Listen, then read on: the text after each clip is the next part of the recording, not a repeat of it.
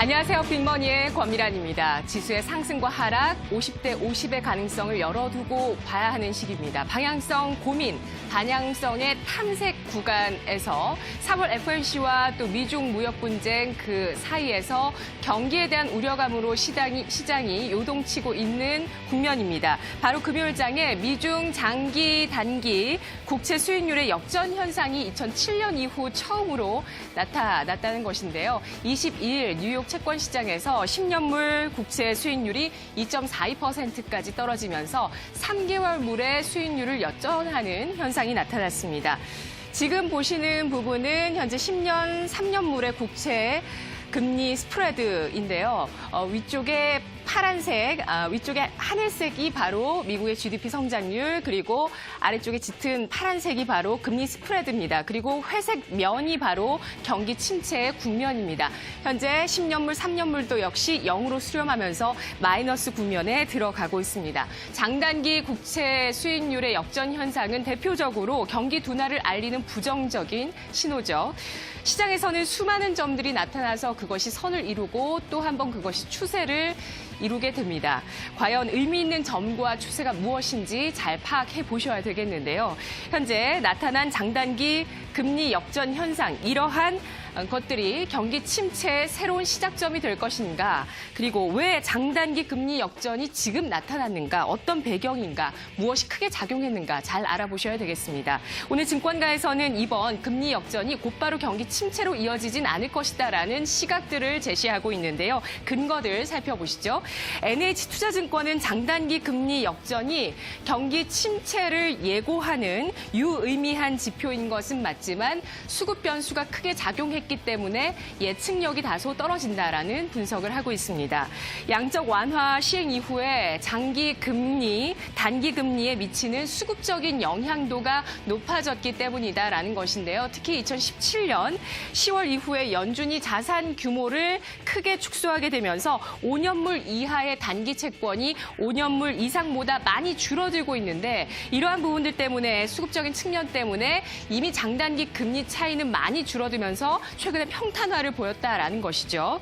따라서 NH투자증권은 이러한 수급적인 요인들을 감안했을 때 장단기 금리 역전을 두고 미국 경기가 단번에 경기 침체로 들어간다라고 보기는 어렵다면서, 대신에 경기 침체의 예측력이 높은 실업률을 봤을 때 현재 미국 실업률이 장기 추세선을 웃도는 그러한 모습들이 나타나는 구간, 바로 이렇게 웃도는 구간에 회색 면이 나타나죠. 불황이 나오게 됩니다. 이러한 구간은 지금 예상을 해봤을 때는 2021년 1분기가 경기 침체에 직면하는 시점이 될 것이다, 이렇게 내다보고 있습니다.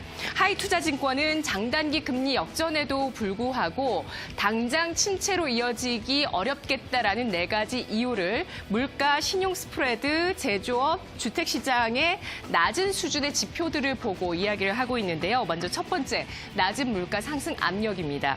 80년대 이후에 장단기 금리 역전 현상과 함께 이렇게 침체로 넘어갈 때 같이 동반해서 나타났던 현상이 바로 인플레이션이었다라는 것인데요. 경기 과열, 이에 따른 물가 상승이 나타나면서 이어서 금리 인상이 일어나고 경기 침체로 넘어갔다라는 것입니다. 그런데 지금은 물가 압력 때문에 연준이 금리 인상할, 현재 낮게 유지가 되기 때문에 금리 인상을 할 그러한 필요성이 낮고, 오히려 저물가 기조이기 때문에 이렇게 부양적인 통화 정책을 쓸 수 있는 여력이 있다라는 점에서 과거와는 다르다, 이렇게 보고 있는 것입니다. 두 번째는 신용 리스크, 낮게 유지가 되고 있는데요. 과거의 장단기 금리 역전 현상 때보다 신용 리스크가 낮게 유지되고 있다는 점, 아직은 신용 리스크발 경기 침체의 가능성은 낮다라고 보고 있는 판단 기준입니다. 세 번째는 제조업 버블 혹은 과열 리스크가 상대적으로 낮다라는 것인데요. 과거에 경기 침체가 나타났을 때는 금리가 역전되면서 동시에 제조업의 과열이, 투자가 많이 일어났었다라는 것입니다. 그런데 오히려 지금은 투자 부진이 우려되고 있는 상황. 그다음 주택시장의 경착륙 리스크입니다. 장단기 금리 역전 국면에서 공통적으로 나타났던 것이 바로 미국 경기의 급격한 둔화 혹은 침체였는데, 현재 봤을 때는 미국 경기 침체, 이어서 나타날 수 있는 주택시장의 지표들을 봤을 때 현재 모기지 금리 수준에서 과거 대비 상대적으로 낮은 미국의 부동산 경착륙 가능성을 보고 있다라고 판단하고 있습니다. 이러한 것들이 낮게 유지가 되고 있다는 점. 따라서 오늘 증권가에서는 우려가 증폭될 수 있는 구간은 맞지만 당장 경기 침체를 맞이하는 그런 국면은 아니라는 판단을 하고 있습니다.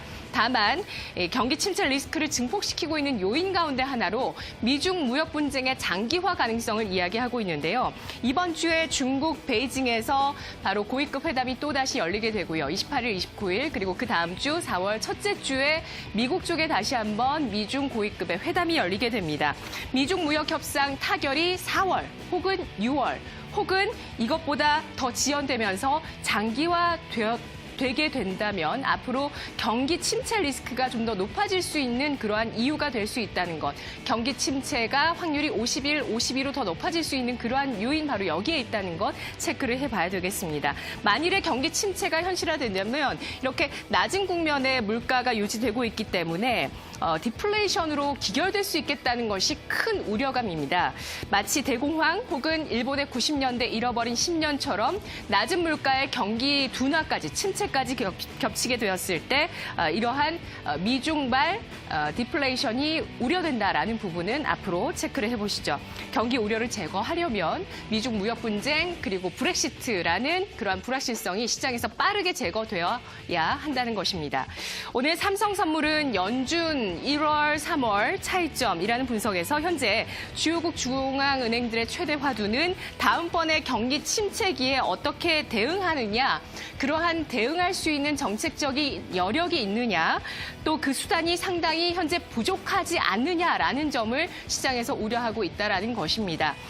이번 3월 FRB와 ECB, BOJ 이 3국에서 중앙은행 스탠스는 한 지점에서 만났는데요. 동결, 현재 상태에서 멈춤을 이야기하고 있습니다. 긴축에 대한 경계감은 사라졌지만 이렇게 중앙은행이 그 역할에서 일단 빠지게 되면서 금융시장의 방향성은 앞으로 순전히 경기와 또 시장에 맡겨졌다라는 것인데요. 긴축을 멈추고 있는 이 시점에 일부 시장에서 기대하고 있는 유동성 장세에 대한 기대감도 순전히 경기에 앞으로 시장의 방향성이 달려있기 때문에 좀 더 추이를 지켜볼 필요가 있겠다라는 관점 이야기를 하고 있습니다. 여기에서 과연 50이냐 51이냐 위험자산의 선호 랠리가 나타날 수 있는 가능성을 50으로 보느냐 51로 보느냐 그 여부가 여기에 또 한 번 달려있다는 것이죠.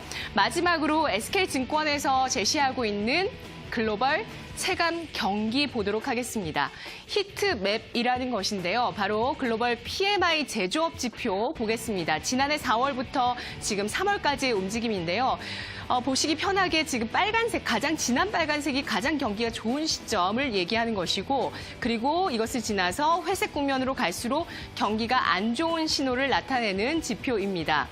최근 나오고 있는 미국과 유로존과 독일의 3월의 제조업 PMI가 이렇게 색깔이 약해졌다는 부분, 회색을 보여주고 있다는 부분 우려감을 자아내고 있고요. 특히 독일 쪽에서 지난해 4월에는 굉장히 강한 빨간색을 보여줬었는데 최근 들어서 강한 회색으로 뒤바뀌고 있죠. 44.7을 나타냈습니다. 지난해 4월 대비해서 크게 냉각된 독일 경기. 하지만 최근에 독일 내에 기계 수주가 반등하고 있다는 점, 또 재정 지출이 확대되고 있는 움직임들을 감안했을 때 독일 경기가 바닥이지 않을까라는 조심스러운 시장의 전망도 함께 나오고 있습니다. 독일이 1990년대 일본처럼 침체로 가는 국면이 아니라는 전제 조건 하에서겠죠. 1분기 내내 랠리를 나타낸 이후에 1분기 말 시장은 변동성을 나타내고 있습니다. 보수적인 자세, 트레이딩에 국한하거나 적어도 좀 적극적인 어떤 조급한 매수는 절대적으로 피해야 하는 구간이 지금이지 않을까라는 생각 드는데요. 정책 수혜주는 계속해서 움직이고 있죠. 오늘은 로봇주가 편입이 됐습니다. 이 시각 주요 경제 뉴스 확인하겠습니다. 고은별 아나운서입니다.